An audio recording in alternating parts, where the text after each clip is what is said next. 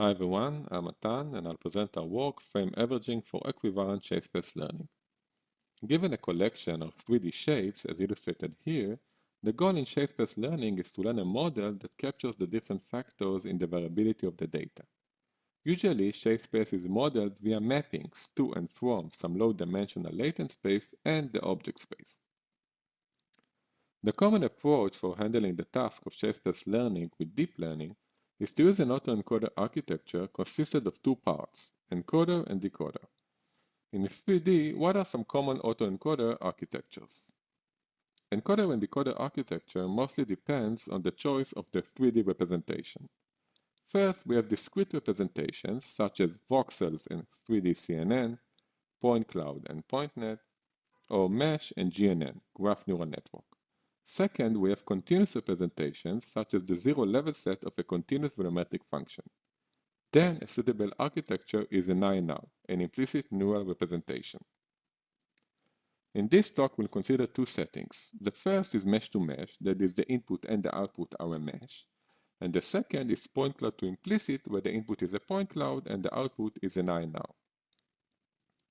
The goal of our work is to improve generalization of 3D autoencoders. Thus, the starting point would be, how can we characterize the way existing 3D autoencoder architectures generalize? For that, we conduct a very simple experiment. We train an autoencoder on a dataset consisting solely of rotated and translated cubes. We can assess the quality of the learned shape space by looking at interpolations in the latent space between trained reconstructions. We see that the 3D autoencoder can do a good job in reconstructing the inputs, but struggles in learning geometrical concepts. So for some situations, the smoothest prior of autoencoders might not yield the right generalization that one might be looking for. Our approach for improving generalization is to design 3D equivariant autoencoders. This leads us directly to the question of equivariant network design. So far in the literature, the dominant equivariant design choice can be characterized as an intrinsic one with examples like PointNet and vector neurons. However, for some symmetry groups like Euclidean motions, there is a gap in expressivity. An alternative that enjoys maximal expressivity is the extrinsic network design, which is based on projecting general neural networks to the space of equivariant functions. The main challenge, though, is computational complexity. However, the recent work of frame averaging mitigates this gap and enables both computational tractable and maximal expressive extrinsic architectures. Thus, we follow the frame averaging design and show how it can be incorporated into 3D autoencoders. We start by examining our method in the point cloud to implicit settings under the Euclidean motions symmetry group. For that, we consider four categories of noisy point clouds from the CO3D dataset. Here we show quantitative evaluation together with some qualitative test reconstructions. It can be seen that our framework provides a more faithful reconstruction. Next, we consider collections of articulated objects like humans.